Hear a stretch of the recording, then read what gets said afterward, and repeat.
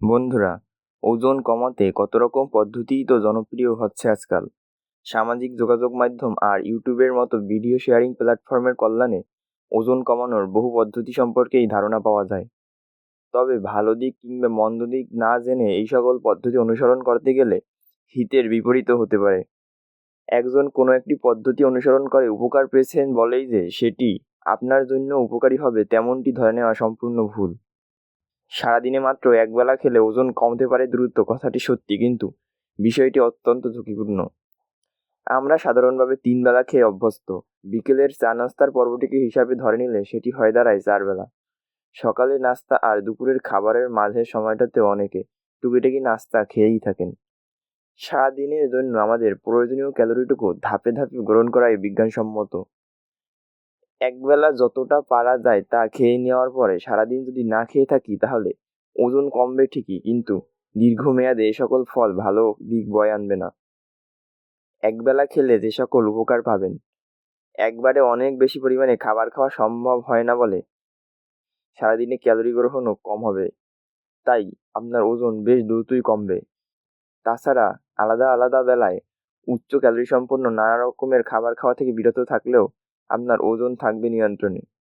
সারাদিনে একটি বেলা নিজের ইচ্ছামতো খাবার খাওয়া যাবে এবং ওজনও কমবে, এই ভাবনা থেকেই অনেকে একবেলা খাবার খেয়ে থাকেন।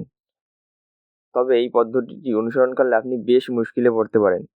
একাই হলে দেহে সুগারের মাত্রা কমে আসতে শুরু করবে, ফলে আপনি নিস্তেজ বোধ করবেন।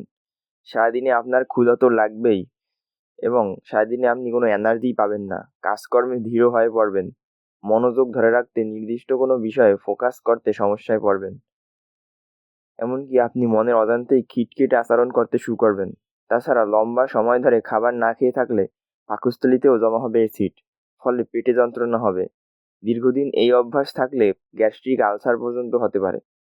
তাছাড়া একবেলা খাবার খেলে আপনার বিপাক ক্রিয়ার হার কমে যাবে, ফলে চর্বি জমার প্রবণতাও বেড়ে যাবে।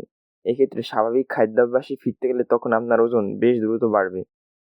তাছাড়া একবেলা খাবার খাওয়ার কারণে আপনার দেহে সুগারের মাত্রা হুট করে বেড়ে যেতে পারে, যাকে বলে সুগার স্পাইক, এবং রক্তনালীর ভেতরের দিকটা ক্ষতিগ্রস্ত হতে পারে। দীর্ঘমেয়াদে রক্তচাপ নিয়ন্ত্রণে যা সমস্যার সৃষ্টি করবে। বন্ধুরা, আপনার ওজন কেবল 1 মাসেই বাড়েনি, তেমনি স্বাভাবিকভাবেও 1 মাসে আপনার ওজন কমবেও না। ওজন কমাতে চাইলে রোজ কতটা ক্যালোরি গ্রহণ এবং কতটা পোড়ানো প্রয়োজন একজন পুষ্টিবিদের কাছ থেকে জেনে নিন। এমনভাবে ধীরে ধীরে ওজন কমান যাতে আপনার স্বাস্থ্যের কোনো প্রকার প্রভাব না ফেলে।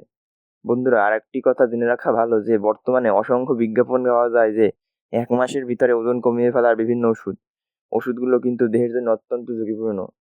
আপনি ডাক্তারের কাছে যদি নাও যান, তবুও আপনি গুগল থেকে সার্চ করে আপনার খাদ্য ক্যালোরি দেখে নিবেন এবং সেই অনুযায়ী একটি খাদ্য ম্যাপ তৈরি করে নেবেন। বিস্তারিত জানতে চাইলে আমাদের কমেন্ট বক্সে জানান, তাহলে এই বিষয়ে আরও একটি ভিডিও আসবে। ধন্যবাদ বন্ধুরা।